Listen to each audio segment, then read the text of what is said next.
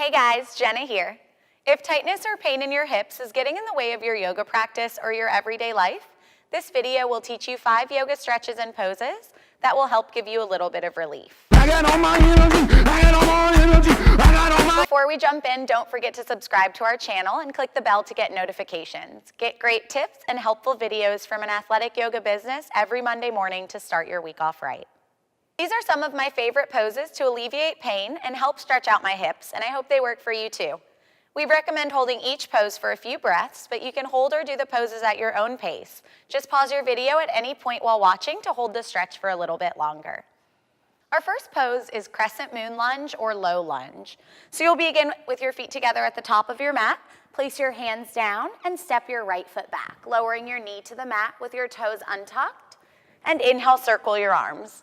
Gazing up between your fingertips to add in a chest or shoulder stretch as well, or you can just place your hands onto your knee and press, keeping a slight back bend. This pose targets and stretches the hip flexors. So as you press forward into your left knee, sink your hips even more forward, feeling a deep stretch through your right hip. Pose number 2 is Garland pose. So you'll start with your feet together, step them apart about hip-width distance with your toes pointed slightly outward.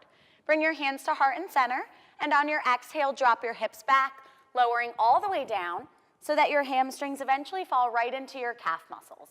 As you bring your hands together, press your elbows into your inner thighs, opening your hips, groin, lower hamstrings, back, and ankles. Next pose is cow face pose. So you'll begin in a seated position on your mat, bringing your left leg to the mat, your right leg up and over so that your knees are in line in front of you. You can sit up tall, or you can slowly start to fold forward, hinging at the waist, and extend your arms even more forward for a deeper stretch. This pose targets and stretches the outer hip abductor muscles as well as the gluteus medius, which acts to rotate the hips. So you'll feel this stretch on the leg that's on top, and always remembering to do both sides. So right now we're feeling it in the right hip.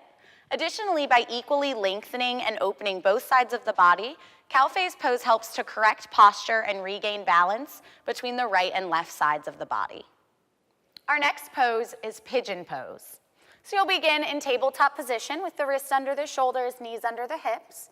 Bring your right knee all the way through to your right wrist, making sure that your knee stays in line with your hip as you sink back, inching your left toes back.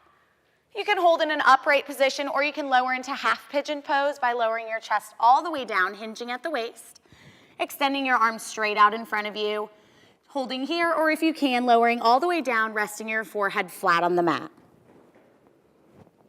Pigeon pose helps stretch the hips and upper thighs. It's a great pose to breathe into and just relax, holding it as long as you'd like.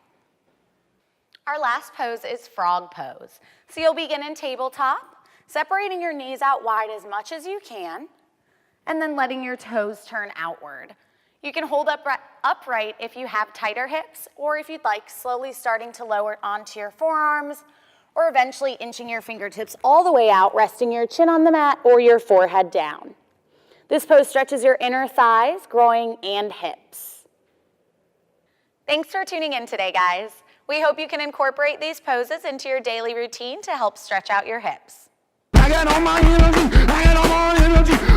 didn't want to put my face down and talk because then, you know, as well. Growing. Oh, I said, ooh, my hip just, okay.